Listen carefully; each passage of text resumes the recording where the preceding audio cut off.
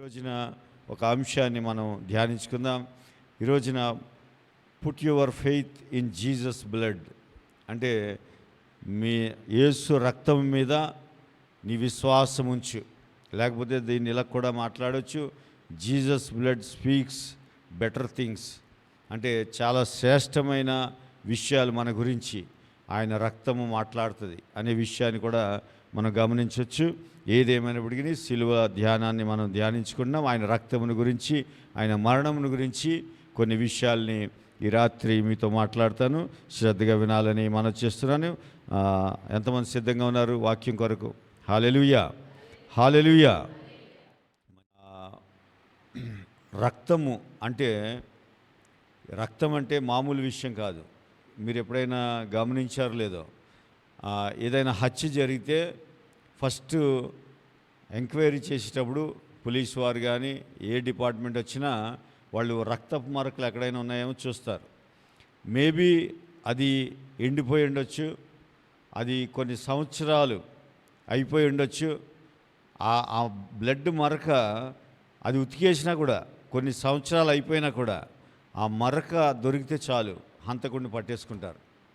అంటే రక్తములో, రక్తం అంటేనే మీకు తెలియని విషయం ఏంటంటే రక్తం అంటే ప్రాణము. అందుకే చూడండి, మనకి ఏదైనా యాక్సిడెంట్ అయ్యి బ్లడ్ వెళ్ళిపోతూ ఉంటే ఏమంటారు? రక్తం పోనివ్వకుండా చూస్తారు. ఎందుకని? రక్తం వెళ్ళిపోతే ప్రాణం పోతుంది. రక్తమే ప్రాణము. చూడండి, బైబిల్లో ఉంటుంది, ద్వితీయోపదేశకాండము 12వ అధ్యాయం 23వ వచనం. 23వ వచనంలో రక్తము ప్రాణం అని చెప్తాడు. చూడండి, తినకూడదు, రక్తమును తినకూడదు. ఎందుకని తినకూడదు అన్నాడు? భద్రము సుమి. భద్రము సుమి అంటే చాలా డేంజర్ సుమి, అంటే చాలా జాగ్రత్త. బ్లడ్ తినొద్దు. ఎందుకనంటే బ్లడ్ ఎందుకు తినొద్దు, రక్తం ఎందుకు తినొద్దు అన్నాడంటే, ఏలయనగా రక్తము ప్రాణము. అందరూ అనండి, ప్రాణము అంటే రక్తమే ప్రాణము. అంటే యేసు ప్రభువారు యోహాను సువార్తలో ఉంటుంది, ఆయన చివరిగా ఒక బళ్ళె పోటు పొడుస్తాడు. పొడవగానే రక్తము నీళ్లు కారెను అని ఉంటుంది. అంటే రక్తం అయిపోయింది, చివరిగా ఆ వాటర్ ఉంటే వాటర్ కూడా బయటకు వచ్చేసింది. అంటే ఈ భూమి మీద ఆయన చివరి రక్తపు బొట్టు కూడా ఈ భూమి మీద ధారపోసాడు ఆయన. అంటే ఈ భూమి మీద ఉంది ఆయన రక్తం. నాకు కొన్నిసార్లు, చాలాసార్లు ఆలోచన చేస్తూ ఉంటాను, ప్రభా, ఇంత మనం అనుకుంటాం సొదొమ గొమొర్రాలో పాపం పెరిగిపోయిందట, వ్యభిచారం ఎక్కువైపోయింది అప్పుడు, అందుకే అలా జరిగింది ఇలా జరిగిందని. అసలు అప్పుడు కంటే ఇప్పుడు 100 రెట్లు ఎక్కువైంది. అయినా ప్రపంచం ఇంకా క్షేమంగానే ఉంది. కారణం నేను ఒకటే అనుకుంటాను, ఆయన బ్లడ్ ఈ భూమి మీద ధారపోసాడు. హల్లెలూయా. ఆయన రక్తము ఈ భూమిని తడిపింది. ఆ రక్తం ఎప్పుడైతే తడిపిందో భూమి శపించబడింది ఆదాముని బట్టి. కానీ ఎప్పుడైతే పరిశుద్ధ రక్తము చేత భూమి తడవబడ్డదో, అందుకే ఎంత పాపం చేసినా, ఈ ప్రపంచంలో ఎంత పాపం ఉన్నా ఇంకా క్షమిస్తూనే ఉన్నాడు దేవుడు, ఇంకా కనికరిస్తూనే ఉన్నాడు. కారణం ఏంటి అని అంటే ఆ రక్తము ఆ భూమిని తడిపింది. ఆదాము చేత ఒకసారి మనం మెసేజ్లో మాట్లాడుకున్నాం, ఆదాము చేత శపించబడితే ఆ రక్తము ఆ శపించబడిన భూమి ఏమిచ్చింది? ముళ్ళ పొదలు, గచ్చ పొదలు ఇచ్చింది. కానీ అదే భూమి మీద యేసు ప్రభువారు కల్వరి శిలువలో నుంచి తన రక్తమును ధారపోసాడు. ఆ రక్తంతో తడిసింది భూమి. అందుకే నువ్వు ఎంత మనం అనుకుంటున్నాం ఈ పాపం ఎక్కువ ఉంది, పాపం నిజమే ఎక్కువ ఉంది, కానీ అపరిమితమైన విలువైన అమూల్య రక్తం కూడా ఉంది భూమి మీద. హల్లెలూయా. మనం ఎప్పుడు కూడా అది గమనించాం. మనం ఏమనుకుంటామంటే లోకంలో పాపం ఎక్కువైపోయింది, పాపం ఎక్కడ చూసినా పాపమే, ఎక్కడ చూసినా హత్యలే, ఎక్కడ చూసినా దొంగతనాలే. ఓకే, మేబీ కావచ్చు, మీడియా వచ్చింది కాబట్టి తెలుస్తుంది ఇప్పుడు, లేకపోతే అంతకుముందు కూడా ఉన్నాయి. కానీ నేనేమంటానంటే ఓకే, అన్నీ జరుగుతున్నాయి, ఎక్కువే అయ్యి ఉండొచ్చు, కానీ అమూల్యమైన రక్తం అంతకంటే ఎక్కువ. హల్లెలూయా. అపరిమితమైనది అది. కాబట్టి దాని ముందు ఈ చెప్పే విషయాలన్నీ, మనం వినే విషయాలన్నీ చాలా చిన్నవి. అమూల్యమైన రక్తము చేత భూమి తడవబడింది. అందుకే రక్తము ప్రాణం, ఆయన ప్రాణం భూమి మీద ఉంది. ఈ రోజున కొన్ని విషయాలు రక్తమును గురించి మనం మాట్లాడుకుందాం. చూడండి, ఎందుకంటే ఒకసారి ఆదాము అవ్వ పాపం చేసిన తర్వాత వారికి మొదటి సంతానంగా కయీను పుట్టాడు, తర్వాత హేబేలు పుట్టాడు. పుట్టగానే ఆ ఇద్దరు తీసుకెళ్ళి అర్పణ అర్పించారు దేవునికి. అయితే దేవుడు హేబేలు అర్పణ అంగీకరించాడు, కయీనుది తీసుకోలేదు. అంటే ఆయన ఇష్టపడలేదు, మంచి హృదయంతో తేలేదు. అయితే తేకపోతే అలానే ఆ తమ్ముడిని ఏం చేశాడు, చంపేశాడు. చంపేస్తే మొదటి హత్య అది, ఈ ప్రపంచంలో మొదటి హత్య అది. అయితే చంపేస్తే దేవుడితో డిస్కస్ చేస్తా ఒకసారి చూడండి, 4వ అధ్యాయం ఆదికాండం 10 వచనాన్ని ఒకసారి గమనిద్దాం. 4వ అధ్యాయం. దేవుడు అడుగుతున్నాడు, ఏమని? నీవు చేసిన పని ఏమిటి? నీ తమ్ముని రక్తము స్వరము నేలలో నుండి నాకు మొరపెట్టుచున్నది చాలమ్మా. ఏమంటున్నాడంటే నీ తమ్ముని రక్తము యొక్క స్వరము, రక్తము యొక్క స్వరము. రక్తానికి ఏముంది? స్వరం ఉంది, అది మాట్లాడుతుంది. కయీను ఏమనుకున్నాడంటే, నేను చంపేశాను కదా, ఇది ఎవరికి తెలీదు అనుకున్నాడు. దేవుడు వచ్చి కయీను అడుగుతున్నాడు, అయ్యా నువ్వు చేసిన పని ఏంటి? ఎందుకనంటే నీ తమ్ముడు ప్రేయర్ చేస్తున్నాడు. అంటే ఆశ్చర్యపోయి ఉంటాడు, మా తమ్ముడు ప్రేయర్ చేయడం ఏంటి? నేను బాగానే పొడిచానే వాడిని, చచ్చిపోయేలాగానే పొడిచాను, ఆడి ప్రేయర్ చేయడం ఏంటి అనుకుంటున్నాడు. కానీ ప్రేయర్ ఎవరు చేస్తున్నారు? రక్తము మొరపెడతా ఉంది. రక్తము యొక్క స్వరము నేలలో నుండి నాకు మొరపెట్టుచున్నది. ఏమని మొరపెట్టింది? దేవుడు ఎందుకు వచ్చాడు కయీను దగ్గరికి? ఎందుకు వచ్చాడంటే, అన్యాయంగా అక్రమంగా మా అన్న నన్ను చంపేశాడు, ఇది అన్యాయం దేవా, ఇది అక్రమం, కాబట్టి పగ తీర్చుకోవాలి మా అన్న మీద అని మీ తమ్ముని స్వరము ప్రార్థించింది నాకు, అందుకే వచ్చాను నేను అన్నాడు. అంటే ఆ రక్తం మాట్లాడుతూ ఉంది, భూమిలోంచి మాట్లాడుతూ ఉంటే దేవుడికి వినబడి దేవుడు వచ్చి కయీను అడుగుతున్నాడు, నువ్వేం చేశానంటావేంటి? మీ తమ్ముని స్వరము మాట్లాడుతుంది నాతో. ఎక్కడ మాట్లాడుతుందంటే, రక్తము యొక్క స్వరము భూమిలో నుండి మాట్లాడుతుంది అని చెప్తుంటే ఆశ్చర్యపోయి ఉంటాడు కయీను. మాట్లాడింది ఏమని మాట్లాడింది? నా తమ్ముడు హంతకుడు, నా తమ్ముడికి శిక్ష పడాలి, నా అన్న మంచోడు కాదు, నా అన్నకి శిక్ష పడాలి, నన్ను అన్యాయంగా చంపేశాడు, అక్రమంగా చంపేశాడు అని చెబుతా ఉంది. అంటే రక్తమునికి ఏముంది? మాట్లాడే స్వరం ఉంది, మాట్లాడగలదు రక్తము. కాబట్టి దయచేసి గమనించండి, రక్తము ప్రాణము, రక్తం మాట్లాడగలదు. కాబట్టి ఇప్పుడు ఇదే విషయాన్ని పౌలు గారు హెబ్రీలకు రాసిన పత్రిక 12వ అధ్యాయం 23వ వచనంలో జ్ఞాపకం చేస్తున్నాడు.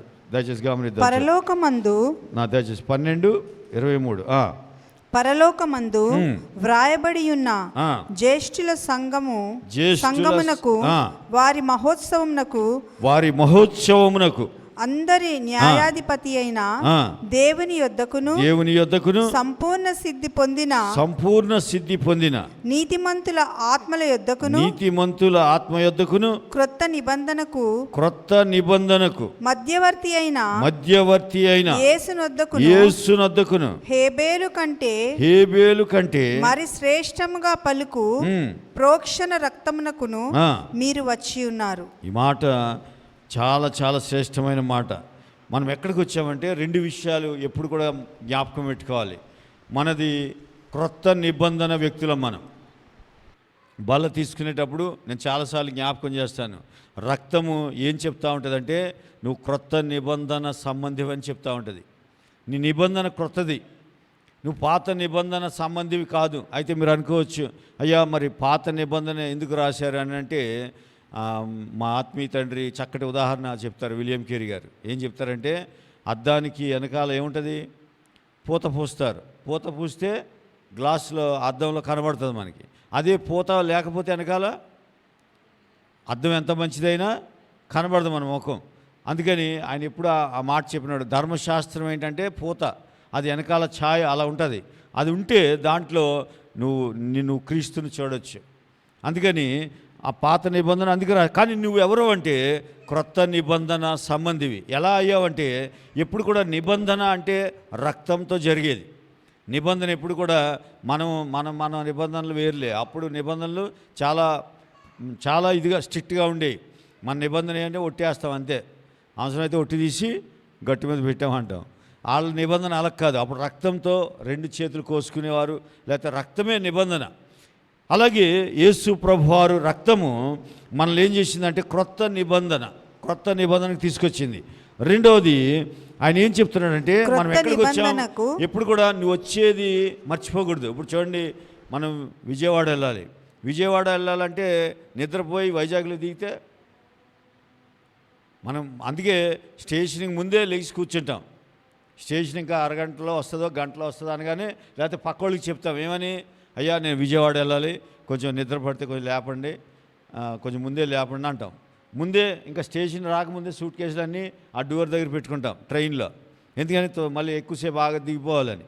అంటే నువ్వు ఎప్పుడు చర్చికి వచ్చినా లేదా దేవుని సంఘానికి వచ్చినా నీకేం గుర్తుండాలంటే యేసు రక్తము చేత కొనబడిన సంఘము, లేకపోతే యేసు రక్తము చేత కడగబడిన వ్యక్తిని, నేను క్రొత్త నిబంధన ఆ స్థలానికి నేను వెళ్తున్నాను అనే గమనం ఉండాలి. చూడండి, యేసు ఎక్కడికి వస్తున్నాం అంటే క్రొత్త నిబంధనకు మధ్యవర్తి అయిన యేసునొద్దకును హేబేలు కంటే. 2 విషయాలు. నువ్వు క్రొత్త నిబంధనకి మధ్యవర్తి అయిన యేసునొద్దకు వస్తున్నావు. ఆ నిబంధన దేనితో వచ్చిందంటే రక్తంతో వచ్చింది.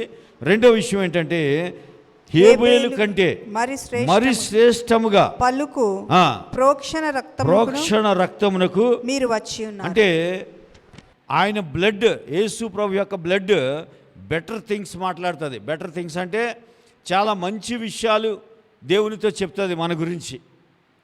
హేబేలు ఏం చెప్పాడు, మా అన్న అన్యాయంగా చంపేశాడు నన్ను. ఎక్కడి నుంచి మాట్లాడాడు, రక్తం యొక్క స్వరము. అలాగే ఈరోజు కూడా యేసు ప్రభువారి యొక్క స్వరం ఏమని ఆయన రక్తం ఏమని చెప్తా ఉందంటే హేబేలు కంటే శ్రేష్టమైన మన గురించి బెటర్ థింగ్స్ అంటే మంచి విషయాలు చెప్తా ఉందన్నమాట. కాబట్టి ఆయన రక్తమును ఎప్పుడు కూడా జ్ఞాపకం చేసుకుంటూ ఉండాలి. ఒక్క సిలువలోకనే కాదు, సిలువ ధ్యానాలు అయిపోతే ఇంకా రక్తం గురించి మాట్లాడొద్దులే అనుకోవద్దు. సిలువ యొక్క ఆ రక్తాన్ని నువ్వు ఎప్పుడు జ్ఞాపకం చేసుకుంటూ ఉండాలి. అందుకే నేను ఏం చెప్తానంటే వీలైతే ప్రభురాత్రి భోజనం రోజు మీరు ప్రేయర్ చేసేటప్పుడు తీసుకోండి అంటాను. ఎందుకని అంటానంటే ఆయన రక్తం నువ్వు తీసుకుంటుంటే అది నీ గురించి మంచి విషయాలు చెప్తూ ఉంటుంది. అది నువ్వు ఆరోగ్యవంతుడు అని చెప్తుంది, నువ్వు నీతిమంతుడు అని చెప్తుంది. నువ్వు చాలా విషయాలు అంటే నీ గురించిన ఎవరు చెప్పని మంచి విషయాలని తండ్రికి చెప్తూ ఉంటుంది ఆ రక్తం. తర్వాత ఆ రక్తం ఏం చెప్తూ ఉంటుందంటే నువ్వు మధ్యవర్తి అయిన యేసు నీకు ఉన్నాడని చెప్తూ ఉంటుంది. దేవునికి నీకు మధ్యవర్తి ఉన్నాడని ఆ రక్త నిబంధన చెబుతూ ఉంటుంది. అందుకనే బల్లలో రోజు పాలు పంపులు పొందాలి. ఇప్పుడు నిజానికి చాలా చర్చెస్లో మంత్లీ ఒకసారి ఇస్తారు, కానీ చాలా చర్చెస్లో వీక్లీ కూడా ఇస్తారు. మన చర్చిలో కూడా వీక్లీ పెట్టాం. ఎందుకనంటే చాలామంది ఏంటంటే ఖర్చు అవుతుందని, లేకపోతే ఇంకోటి మంత్లీ పెడతారు. కానీ నాకు ఎప్పుడు సంఘం కూడినా అసలు యాక్చువల్గా మీరు ఆదిమ సంఘం ఏం చేసిందంటే ప్రతిదినము ఇంటింట రొట్టె విరుచు. రొట్టె అంటే చపాతీలు తినేయడం కాదు, ఏంటి, ఆయన శరీరాన్ని భుజించేవారు.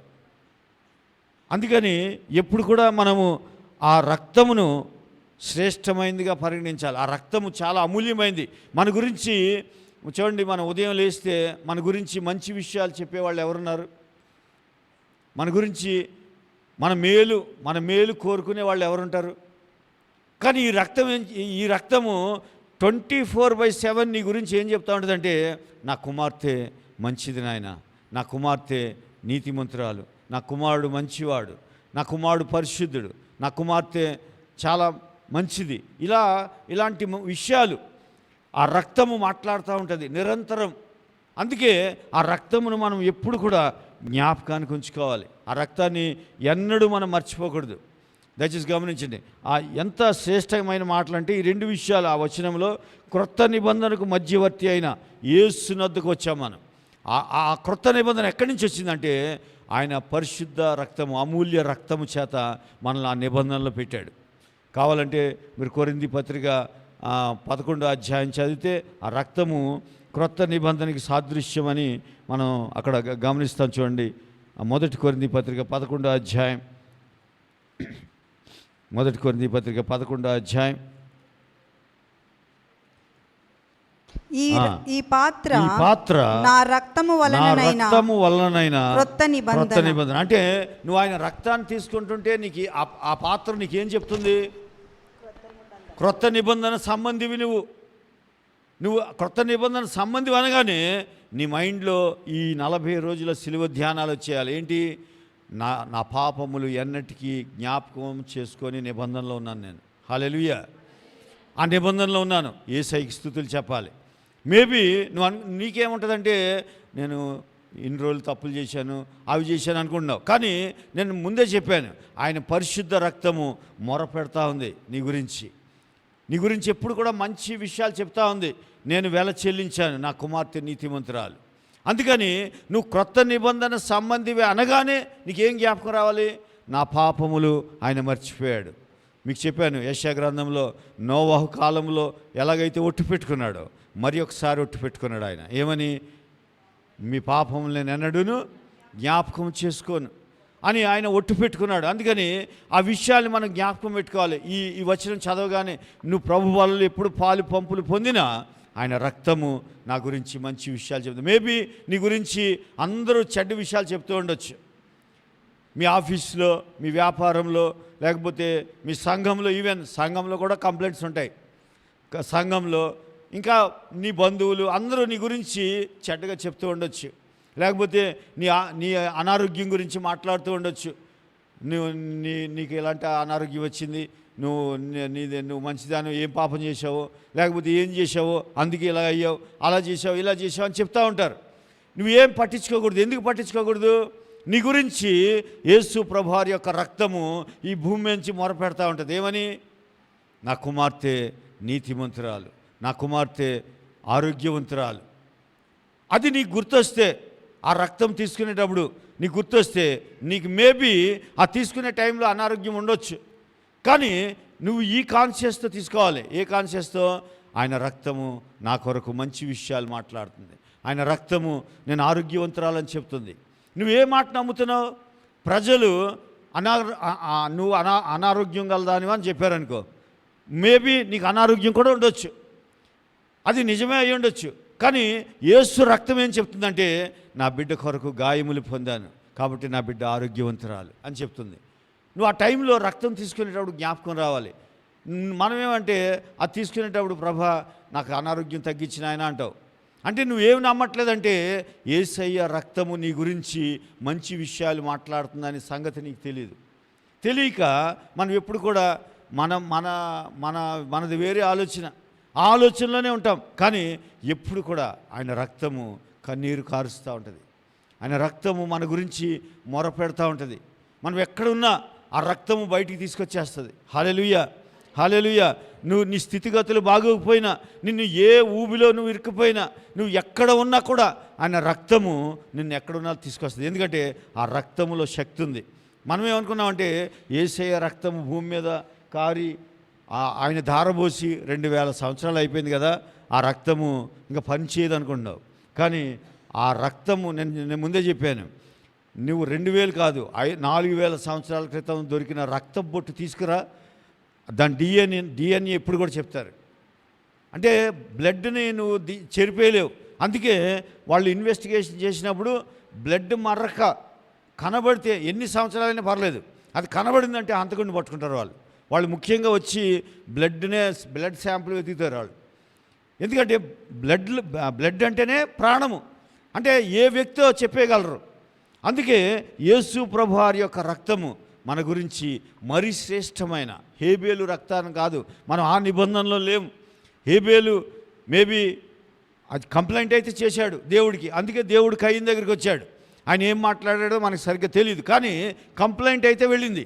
కానీ యేసు రక్తము కంప్లైంట్ చేయడానికి కాదు, నా బిడ్డలు మంచివారని చెప్పే రక్తం. హల్లెలూయా, హల్లెలూయా. నా బిడ్డలు నీతిమంతులు, నా బిడ్డలు ఆశీర్వదించబడిన వారు, నా బిడ్డలు ఆరోగ్యవంతులు, నేను వెల చెల్లించాను నాయనా అని చెప్పే రక్తం అది. అందుకే ఆ రక్తం క్రిందకి నువ్వు వచ్చావు. హల్లెలూయా. ఆ మాట ఏమని రాసిందంటే ఆ రక్తము నొద్దకు మనం చదవండి ఒకసారి. క్రొత్త నిబంధనకు ఆ, మధ్యవర్తి అయిన ఆ. యేసు నొద్దకు నువ్వు ఎక్కడికి వచ్చావు? యేసు నొద్దకు వచ్చావు. అంతేగాని ఐనోన్ చర్చ్ కాదు వచ్చింది. మనం ఏదో అడ్రస్ కోసం ఐనోన్ చర్చ్ అని పెట్టుకున్నాం, కానీ మనం ఎక్కడికి వచ్చాం? యేసు నొద్దకును. హేబేలు కంటే మరి శ్రేష్టమైన పలుకు ప్రోక్షణ రక్తమునకు మీరు వచ్చి ఉన్నారు. హల్లెలూయా, హల్లెలూయా. నీ గురించి మంచి విషయాలు మాట్లాడే రక్తం దగ్గరికి వచ్చాను. ఆ రక్తం క్రిందకు వచ్చావు. ఇప్పుడు ఆ రక్తం క్రిందకు వచ్చిన తర్వాత మేబీ నీకు సమస్యలు ఉండొచ్చు, కానీ నువ్వేం మాట్లాడాలంటే ఆ రక్తం ఏం మాట్లాడుతుందో అదే మాట్లాడాలి. ఆ రక్తం ఏం చెప్తుంది నీ గురించి అదే నువ్వు మాట్లాడి. ఈ 40 రోజులు నేర్చుకున్నాం మనం. ఆ రక్తం ఏం చెప్పింది నీ గురించి, ఆ సిలువ ఏం చెప్పింది, ఆ విషయాలే మనం నేర్చుకున్నాం. ఆ విషయాలన్నీ మనకి వెంటనే గుర్తొచ్చేయాలి. మనకి ఎవరైనా చూడండి, ఒక 5 సంవత్సరాల క్రితం ఎవరైనా తిట్టారనుకోండి బంధువులు, ఆ మాట మాత్రం గుర్తుంటుంది. నేను ఈ 20 రోజులు చెప్పిన మెసేజ్ పలానా తారీఖుని ఏం చెప్పానంటే ఎవరికి మైండ్లో ఉండదు. అంటే మనం చాలా బాగా వింటాం అంతే. వింటాం అంటే మీకు అర్థమైందో లేదో. నేను చాలాసార్లు ఉదాహరణలు చెప్తాను. నాన్న ఒక గ్లాస్ నీళ్ళు తీసుకురా అన్నాం మన పిల్లాడిని. వాడు అలాగే డాడీ అన్నాడు. అంటే విన్నట్ట? ఎప్పుడు విన్నట్టు? వాడు తీసుకొచ్చి నీళ్ళు ఇస్తే విన్నట్టు. ఇప్పుడు అలాగే డాడీ అంటే విన్నట్ట? వినలేదా? వినలేదట్టే. ఎందుకంటే అలాగే డాడీ అన్నాడు అంతే. నీళ్ళు వచ్చినాయి నాకు రాలే. మీకు మెసేజ్ చెప్పాను కానీ మీకు గుర్తులేదు. అదే 5 సంవత్సరాల క్రితం మిమ్మల్ని అడిగితే పలానా ఆమె ఏమందంటే వెంటనే చెప్పేస్తారు. ఇప్పుడు మీరు అవును చెప్తారా చెప్పరా? నిజం ఒప్పుకుందాం. ఎందుకు? దేవుని సన్నిధిలో ఉన్నాం మనం. యేసు వద్దకు వచ్చాం. మరీ శ్రేష్టమైన ఆ అమూల్యమైన రక్తం క్రిందకు వచ్చాం కాబట్టి నిజం ఒప్పుకుందాం. ఎప్పుడో మీకు 5 సంవత్సరాల క్రితం గుర్తుందా లేదా? అది అక్కడ అందరు తల ఊపుతున్నారు గుర్తుందా అన్నారు. నిజమే, నాకు తెలుసు. మళ్ళీ దేవుని వాక్యం అడిగామండి. ఏమోనండి మర్చిపోయాను, చాలా సమస్యలండి, ఆ సమస్యలో పడి ఇది మర్చిపోయాను, చాలా బిజీలో పడిపోయి మర్చిపోయాను. మరి అది ఎలా గుర్తుంది? అది మాత్రం గుర్తుంటుంది. నీ కంఠంలో ఊపిరి ఉండగా నేను మర్చిపోను అంటావు. నీకు ఆసక్తి ఉంటే ఖచ్చితంగా గుర్తుంటుంది. యేసు యొక్క ప్రతి విషయం నీకు తెలియాలి. బైబిల్లో యేసు ప్రభు గురించి నేను చెప్తున్నాను ఈ రోజున. ఆయన గురించి నువ్వు నేర్చుకున్నది ఈ 40 రోజులు మేబీ నువ్వు మర్చిపోయినా నీ ఆత్మ తీసుకుంది, నీ ఆత్మ స్టోర్ చేసుకుంది. కాబట్టి నీకు ఆ సమయం వచ్చినప్పుడు అది బయటికి తీస్తుంది. ఆల్రెడీ తీసుకుంది కాబట్టి అది టైంలో ఉపయోగిస్తుంది. పరిశుద్ధాత్ముడు మీతో ఉన్నాడు. దయచేసి గమనించాను. అందుకే ఎప్పుడు యేసు ప్రభు గురించి నిరంతరం నువ్వు సెర్చ్ చేస్తూనే ఉండాలి. ఆయన గురించి ధ్యానం చేస్తూనే ఉండాలి. నువ్వు వంట చేస్తున్నా, ఇల్లు ఉడుస్తున్నా చాలా జాగ్రత్తగా యేసు ప్రభు గురించి నువ్వు ధ్యానిస్తూ ఉండాలి. అవి ధ్యానిస్తూ ఉంటే నువ్వు వద్దంటే కార్యాలు జరుగుతాయి నీకు. హల్లెలూయా, హల్లెలూయా. చూడండి, దీని గురించి ఇంకా కొన్ని విషయాలు మనం నేర్చుకుని ద్వితీయోపదేశకాండం 12వ అధ్యాయం. అంటే ఆ రక్తమునికి చాలా పవర్ ఉంది. ఈ రాత్రి నేను చెప్పే అంశం ఏంటంటే ఆ రక్తము నిన్ను క్రొత్త నిబంధనకి తీసుకొచ్చింది. ఏ నిబంధన అంటే నీ పాపములు ఎన్నడూను జ్ఞాపకము చేసుకోనను అనే నిబంధనలోకి తీసుకొచ్చింది నేను. ఆ రక్తము నీ గురించి మంచి విషయాలు చెప్పే ఆ స్థితిలో నీకు తీసుకొచ్చింది. అదే రక్తము నిన్ను అసలు చూడదు. నువ్వు యేసుని నమ్మితే నీ జోలికి రాదు. చూడండి, ద్వితీయోపదేశకాండం మనం నేర్చుకున్న 12వ అధ్యాయం 23వ వచనం తీయండి ఒకసారి. అయితే రక్తమును తినకూడదు. అది కాదు, నిర్గమకాండం 24:8. ఒకసారి అది చదివి మళ్ళీ ముందుకు వెళ్దాం. నిర్గమకాండం 24:8. అంటే రక్తం ఛాయని చూపించాడు. అప్పుడు మోషే రక్తమును తీసుకుని ప్రజల మీద ప్రోక్షించి ఈ సంగతులన్నిటి విషయమై యెహోవా అంటే ఆ రక్తంని ఎందుకు చల్లాడు చెప్పండి? ఎందుకు చల్లాడంటే రక్తం మాట్లాడుతుంది. ఇప్పుడు పరిశుద్ధమైన ఒక బలిని అర్పించి ఆ రక్తంని తీసుకుని ప్రజల మీద చల్లాడు. ప్రజల మీద ఎందుకు చల్లాడంటే నీ మీద ఆ రక్తం ఉన్నంతసేపు ఆ రక్తం మాట్లాడుతూ ఉంటుంది. ఏమని? దేవుడు చేసిన నిబంధనని గుర్తు చేస్తూ ఉంటుంది. హల్లెలూయా, హల్లెలూయా. మోషే తీసుకుని ఆ రక్తాన్ని ప్రజల మీద చల్లి ఏమని చెప్తున్నాడంటే, మొదలు చదవండి. అప్పుడు మోషే వాటి రక్తంలో సగం తీసుకొని పల్లెములో పోసి 8వ వచనం ప్రోక్షించి ఇదిగో ఈ సంగతులు, అంటే దేవుడు చెప్పిన సంగతులన్నిటికీ విషయమై యెహోవా మీతో చేసిన నిబంధన రక్తము ఇదే అని చెప్పాడు. అంటే దేవుడు చెప్పిన సంగతులన్నిటికీ ఏంటి గుర్తు? ఆ రక్తమును చల్లాడు.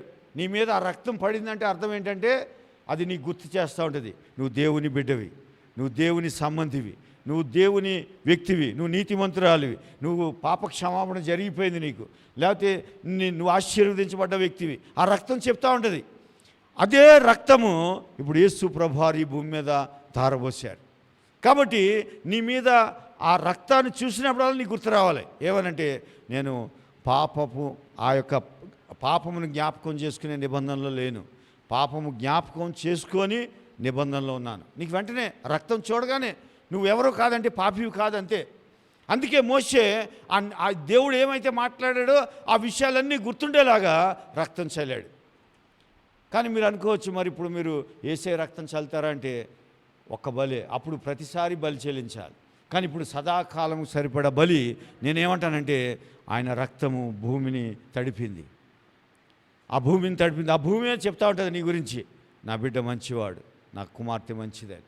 అందుకే చాలా అసలు ఆ రక్తం గురించి నువ్వు చూస్తే నిర్గమకాండ 12వ అధ్యాయంలో మనం చదివాం. ఏమనంటే ఆ రాత్రి ఆ రక్తమును చూచి దేవుడు ఏం చూశాడు? వాళ్ళు బలి తింటా ఉంటే యేసు రక్తము ఏం చూసి దేవుడు ఏం చూసి వెళ్ళిపోయాడు? రక్తాన్ని చూసి దాటిపోయాను. అంటే దేవుడు లోపల ఉన్న వ్యక్తి ఎవరైనా కావచ్చు, కానీ దేవుడికి ఏం కావాలి? కుమారుని రక్తము, అంటే పరిశుద్ధమైన రక్తాన్ని చూస్తే దేవుడు దాటిపోతాడు. రక్తం అంటే మామూలు విషయం కాదు, అది యేసయ్య రక్తము. పేతురు గారు అందుకే ఆయనకి ఏం రాయాలో అర్థం కాలేదు అనుకుంటాను నేను. రాయాలో అర్థం కాక అమూల్యమైన రక్తం అన్నాడు, నిర్దోషమైన నిష్కళంకమైన అమూల్యమైన రక్తం అన్నాడు. ఆ మాటలు ఎందుకు వాడాడంటే ఇక అంతకన్నా పెద్ద మాటలు ఏం లేవు, లేక ఉన్నంతలో ఆ మాటలు వాడాడు. నిష్కళంకమైన నిర్దోషమైన అమూల్యమైన రక్తం. ఆ రక్తం కిందకు వచ్చాం మనం. హల్లెలూయా. ఆ రక్తం కిందకు వచ్చిన తర్వాత నీ మీద వ్యతిరేకమైన ఏ నియమము పనిచేయదు, నీకు వ్యతిరేకంగా ఏ నియమము పనిచేయదు. మేబీ ఆ నియమము లోకంలో ఉండొచ్చు.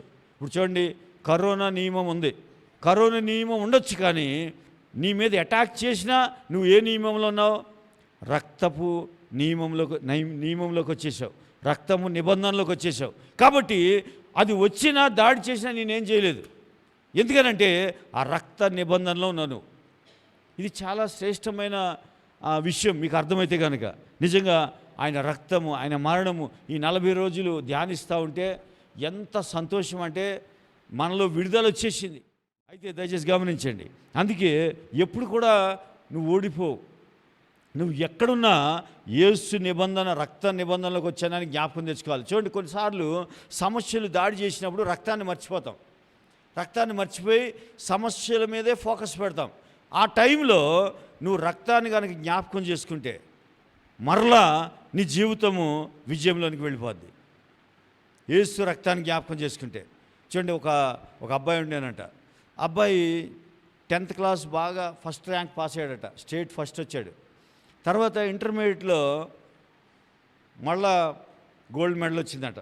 గోల్డ్ మెడల్ వస్తే ఆ అబ్బాయిని అందరూ చాలా అప్రిషియేట్ చేశారు, తల్లిదండ్రులు చాలా సంతోషపడ్డారట. కంటే కన్నాం, ఒక్కడే కొడుకైనా చాలా మంచి కొడుకుని కన్నాం, కాబట్టి ఇలాంటి కొడుకు పుట్టడం మా అదృష్టం, వీడు మా కష్టాలన్నీ తీర్చేస్తాడు. చాలా సంతోషపడిపోయి వాడిని చాలా జాగ్రత్తగా చూసుకుంటున్నారు. అయితే డిగ్రీలో జాయిన్ చేశారు, బీటెక్ ఏదో జాయిన్ చేశారు. డిగ్రీలో జాయిన్ చేశాక కొత్త ఫ్రెండ్స్ వచ్చారు. వచ్చి వాడి లైఫ్లో జాయిన్ అయ్యి మెల్లగా వాడిని త్రోవ తప్పించి వాడిని మెల్లగా అన్ని అలవాట్లు నేర్పించారు. రోజుకోటి అలా నేర్పించి వాడిని అంతా పాడు చేస్తే ఫస్ట్ ఇయర్లో ఎగ్జామ్స్ రాస్తే అన్నీ బ్యాక్లాగ్సే ఉన్నాయి. Gold medallist. ఈ కుర్రాడికి ఏం చేయాలో అర్థం కాలేదు. రోజు కొంచెం తాగడము, సిగరెట్ తాగడం అన్నీ నేర్పించేశారు. వెంటనే ఆ అబ్బాయి వచ్చి ఆ రూమ్లో కూర్చున్నాడట. కూర్చుని ఇంటికి వచ్చి రూమ్లో కూర్చుని డోర్ పెట్టుకుని అసలు చాలా బాధపడుతున్నాడట. బాధపడుతుంటే వాళ్ళ అమ్మ నాన్న కొడుతున్నా తీయట్లేదు. వాళ్ళ ఫ్రెండ్స్ వచ్చారట. వాళ్ళ ఫ్రెండ్స్ వచ్చి డోర్ కొడితే, ఒరే మీరు ఎవరు రావద్దు నా దగ్గరికి, మీ వల్లనే నా జీవితం నాశనం అయిపోయింది, మీ వల్లనే నేను నాశనం అయిపోయాను, నేను గోల్డ్ మెడలిస్ట్ని అని ఏడుస్తూ ఉన్నాడంట లోపల నుంచి. అయితే వాడికి ఏం చేయాలో అర్థం కావట్లేదు. ఇక అన్ని అలవాట్లు వచ్చేసినాయి, ఈ చెడ్డ అలవాట్లు. ఏం చేయాలో అర్థం కాక అలాగే భోజనం చేయకుండా ఇంట్లో రూమ్లో ఉన్నాడు. అలాగే ఉన్నాడట. 2-3 రోజులు అయింది. ఎవరి దగ్గరికి వెళ్ళట్లేదు. వాళ్ళ అమ్మ నాన్న చెప్పినా కూడా ఏమైనట్లేదు. అప్పుడు ఇంటర్మీడియట్లో ఆ ప్రిన్సిపల్ గారు ఈ విషయం తెలిసి ఆయన ఫోన్ చేశారట. ఫోన్ చేసి ఒకసారి మీ అబ్బాయికి ఫోన్ ఇవ్వండి అంటే ఫోన్ ఇచ్చారట. ఇస్తే ఏంటి సార్ అంటే, ఏం లేదురా, సాయంత్రం ఒకసారి మా ఇంటికి రా, నీతో మాట్లాడాలి అన్నారట. అంటే ఈ అబ్బాయి సరే ప్రిన్సిపాల్ గారు కదా పిలిచారని వెళ్ళి సిగ్గుపడతానే వెళ్ళాడు. గోల్డ్ మెడలిస్ట్ అదే ప్రిన్సిపాల్ గారి చేతిలో. ఇంటర్మీడియట్లో ఫస్ట్ ఇయర్లో అన్నీ ఫెయిల్. అయితే ఆ ప్రిన్సిపాల్ గారి దగ్గరికి వెళ్తే అది చలికాలం. అయితే ఆ ప్రిన్సిపాల్ గారు ఆ గార్డెన్లో చిన్న మంట వేసుకుని చలిగా ఆగితే కూర్చున్నాడట. అంతలోకి ఈ అబ్బాయి వెళ్తే రారా అని చెప్పి పిలిచి కూర్చోబెట్టుకుని వీడికి వీడి గురించి అంతా తెలిసి వీడికి ఏం చెప్పాలి, ఎలా చెప్పాలని ఆలోచన చేసి ఆ బొగ్గులు మంట వేసుకున్నాడు. ఆయన ఒక బొగ్గు కాలుతున్న బొగ్గుని తీసి ఆడెదురుగుండా తీసి మట్టిలో వేసాడట. మట్టిలో వేస్తే జస్ట్ ఒక నిమిషం తర్వాత అది ఆరిపోయింది. అప్పుడు దాకా మండుతుంది, వెలిగిచ్చింది, చలిని ఒకరికి ఉపయోగపడింది, మంటగా ఆగడానికి ఉపయోగపడింది. కానీ అదే బొగ్గు మట్టిలో వేయగానే ఆరిపోయి ఇది అయిపోతే ఈ అబ్బాయి అలాగే చూస్తున్నాడట. చూశాక అడిగాడంట, సార్ ఎందుకు ఇలా చేశారు మీరు అని అడిగాడంట. అడిగితే, రే ఇదేంటి సార్, మీరు చక్కగా మంచి అగ్గి వచ్చే బొగ్గుని తీసి మనకు ఉపయోగపడే దాన్ని తీసుకెళ్ళి ఆ మట్టిలో ఎందుకు వేశారు సార్, అది ఇప్పుడు ఎవరికి ఉపయోగపడకుండా అయిపోయింది, మీరు అలాగ ఎందుకు చేశారని అడిగాడట. అడిగితే ఆయన ఏం చెప్పారంటే, ఏమీ లేదురా, నువ్వు అడిగావు కదా బాగానే ఉంది, ఇప్పుడు చూడు దాన్ని తీసుకొచ్చి అని దాన్ని తీసుకొచ్చి ఆ మంటలో వేశారట. వేస్తే కొద్దిసేపటికే మళ్ళీ ఫైర్ అయింది. అది ఫైర్ అయ్యి మళ్ళీ మంట వస్తుంటే అప్పుడు చెప్పాడట, ఒరే నీ లైఫ్ కూడా ఇంతే, ఓకే పాడయ్యావు, కానీ మరలా నువ్వు నీ స్థానానికి వచ్చేస్తే నీ లైఫ్ 10 మందికి ఉపయోగపడుతుంది. ఇది ఎలా మండుతుందో అలా మండుతావు నువ్వు కూడా, రేపొద్దు నీ లైఫ్ కూడా 10 మందికి ఉపయోగపడుతుంది అని చెప్పగానే ఏడ్చి మరలా వెళ్ళి చాలా కష్టపడి చదివి ఫస్ట్ ర్యాంక్ తెచ్చుకున్నాడట. మళ్ళీ ఆ డిగ్రీలో గోల్డ్ మెడల్ తెచ్చుకున్నాడట. అందుకే మనం కూడా క్రైస్తవులుగా కొన్నిసార్లు శ్రమలు వచ్చినప్పుడు, అనారోగ్యం వచ్చినప్పుడు దారి తప్పిపోతే దారి తప్పిపోవడం ఓడిపోవడం కాదు, కానీ నువ్వు అక్కడే ఉంటే ఓడిపోయినట్టు. జాగ్రత్తగా వినండి. నువ్వు సమస్యలు వచ్చాయి, అనారోగ్యం వచ్చింది, ఓకే మనుషులుగా కొన్నిసార్లు ఆ రక్తాన్ని మర్చిపోతాం, ఆ సిలువని మర్చిపోతాం, కానీ మర్చిపోవడం తప్పు కాదు. దేవుడు దాన్ని ఏమీ అనుకోడు. ఓకే సమస్య నిన్ను ఇబ్బంది పెట్టింది, సాతానుగాడు నిన్ను ఇబ్బంది పెట్టాడు, కానీ నువ్వు అదే స్థలంలో ఉంటే నువ్వు ఓడిపోతూనే ఉంటావు. నిజమైన ఓటమి ఎప్పుడంటే నువ్వు దారి తప్పినప్పుడు కాదు. దేవుడు ఏం చూస్తాడంటే, దారి తప్పావు కరెక్టే, కానీ నువ్వు అక్కడే ఉంటే ఓడిపోయినట్టు. అక్కడి నుంచి మళ్ళీ నువ్వు రక్తం దగ్గరికి వచ్చేయాలి. రక్తం దగ్గరికి వచ్చి సిలువు దగ్గరికి వస్తే మళ్ళీ నువ్వు ఆ బుగ్గు ఎలాగైతే మళ్ళీ నుప్పు అంటుకొని అది ఫైర్ అయ్యి మళ్ళీ 10 మందికి ఉపయోగపడిందో అలా మళ్ళీ ఉపయోగపడతావు. అందుకని ఆయన రక్తము వేస్ట్ కాదు. నీ ఓటమి ఎప్పుడంటే నువ్వు మళ్ళీ తిరిగి సిలువు దగ్గరికి రాకపోతే ఓటమి. నేను చెప్పాను, ఇస్కరియోతు యోధ తప్పు చేసినందుకు దేవుడు బాధపడలే, సిలువు దగ్గరికి రాలే. పేతురు బొంకాడు, కానీ ఎక్కడున్నాడు? సిలువు దగ్గర ఉన్నాడు. నీ ఓటమి నువ్వు నిజంగా ఓడిపోయేది ఎప్పుడంటే ఆ పరిస్థితుల్లో ఉండి నువ్వు అదే ఆలోచిస్తూ ఉంటే ఓడిపోయినట్టు. మరలా నీకేం గుర్తు రావాలంటే అమూల్యమైన రక్తం గుర్తు రావాలి, సిలువ శక్తి ఉందని గుర్తు రావాలి. అక్కడికి వచ్చేయాలి, ఆ ప్లేస్లోకి వచ్చేస్తే, ఆ ప్లేస్లోకి రావడం అంటే అర్థం ఏంటంటే దాన్ని జ్ఞాపకం చేసుకుంటూ ఉండాలి. నా గురించి శ్రేష్టమైన పలుకు పలికే రక్తం, అది బెటర్ థింగ్స్ మాట్లాడే ఆయన రక్తం, దాని క్రిందకి నేను వచ్చేయాలి అని గమనం వస్తే మళ్ళీ నువ్వు విజయంలో నడిపించబడతావు. హల్లెలూయా, హల్లెలూయా. దయచేసి గమనించండి. ఈ రాత్రి ఇంకా కొన్ని విషయాలు, ఎందుకంటే ఇది చివరిగా మనం ఈ రాత్రి ముగించుకుంటున్నాం. తర్వాత సోమవారం నుంచి వేరే విషయాలు నేను చెప్తాను. దయచేసి గమనించండి. నేను ఈ రక్తము, ఆయన మరణంలో కూడా చాలా శక్తి ఉంది. ఆయన మరణం అంటే ఆ ప్రాణమే కదా, అది క్రిందకి అది కారిపోయింది కాబట్టి మరణించినట్టు. కానీ ఆ మరణంలో ఎంత శక్తి ఉందంటే దయచేసి గమనించండి. లూకా సువార్త 22వ అధ్యాయం తీయండి. లూకా సువార్త 22వ అధ్యాయం.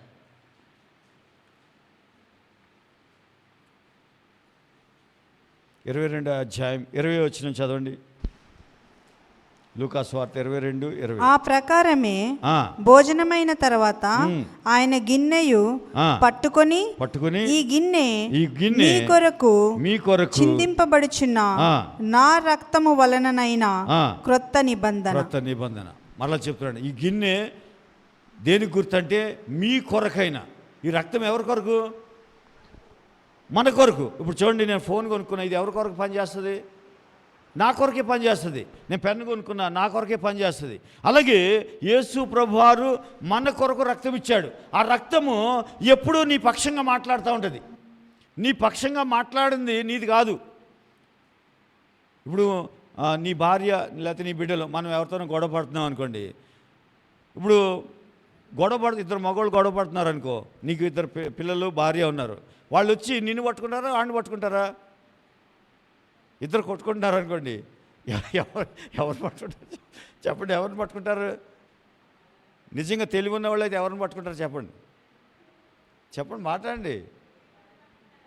ఆ ఎదుటోడిని పట్టుకుంటారు. ఎందుకు? ఈయన వెళ్ళి కొట్టేయచ్చు. ఈయన పట్టుకుంటే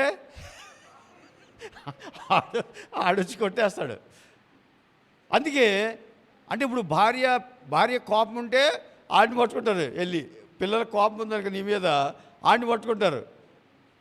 నిన్ను పట్టుకుంటే ఆడొచ్చి నిన్ను కొడతాడు. నిజంగా నీ పక్షంగా ఉండేది ఎప్పుడు? వాడిని పట్టుకుంటే. అలాగే ఎప్పుడు కూడా యేసయ్య రక్తము నీ పక్షంగా మాట్లాడుతుంది.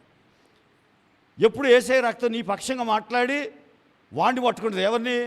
సాతానుగాడిని. నువ్వు వెళ్ళి తన్నేయమని నేను మొన్నే చెప్పాను. ఏమని? ఇలా నలిపేయాలని. గుర్తుందా? నలిపేయాలి.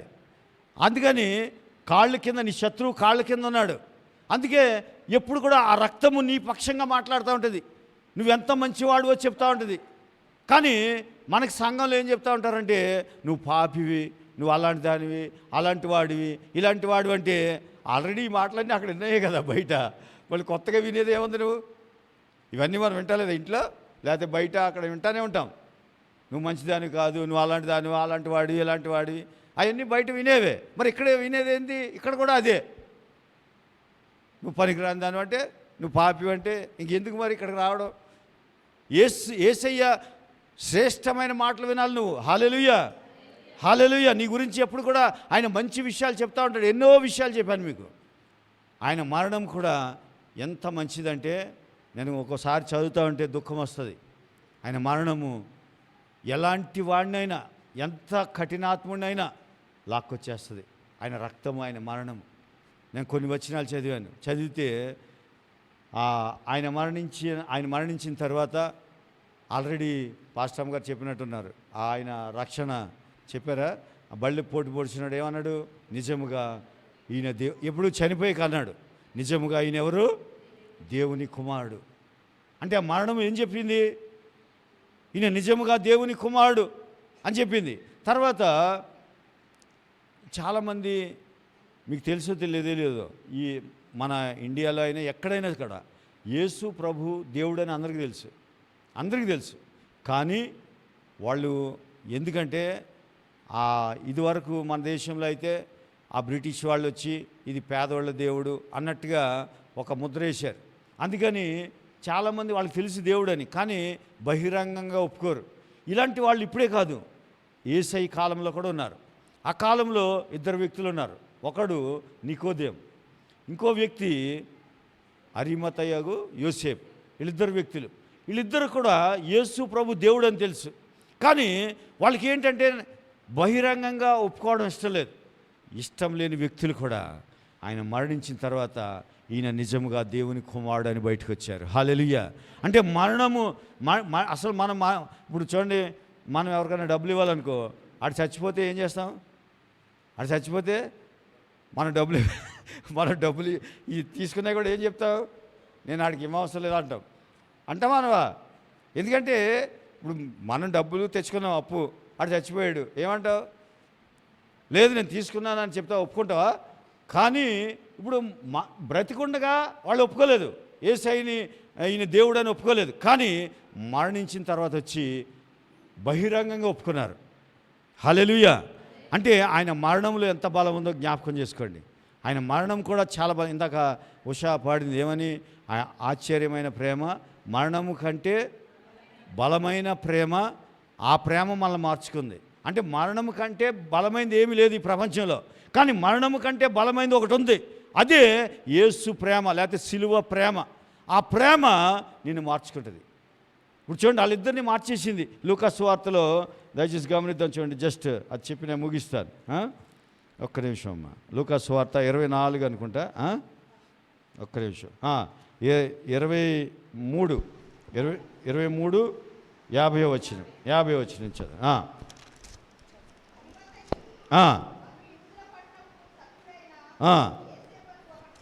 ఆ పట్టణ సభ్యుడు అంటే చాలా ఎంపీ అనుకోండి, ఎంపీఏ ఎమ్మెల్యే అనుకోండి, ఆ పోస్ట్ అనమాట అయింది. అలాంటి వ్యక్తి ఉన్నాడు. ఆయన ఎవరు? సజ్జనుడు. అంటే తెలుగు వచ్చా మీకు? తెలుగు రాదా?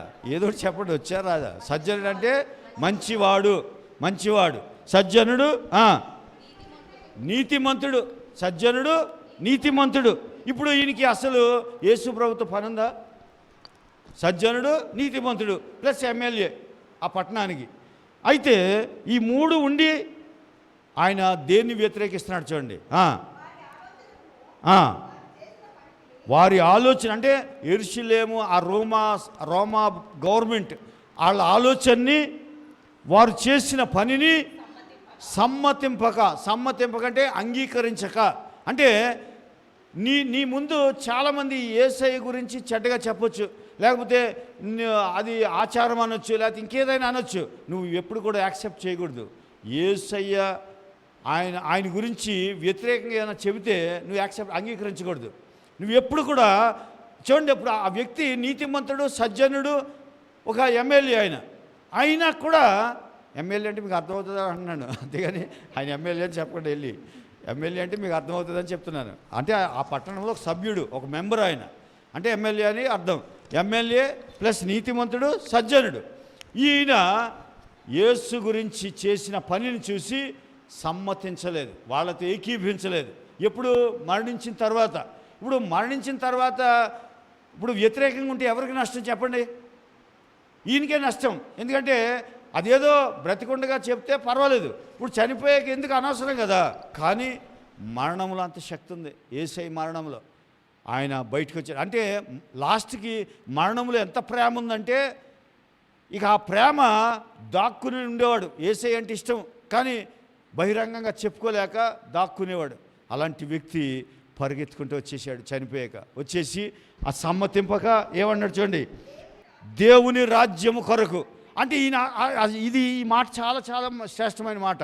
దేవుని రాజ్యం కొరకు ఈయన గోల్ ఏంటి? దేవుని రాజ్యం కావాలి ఈయనకి.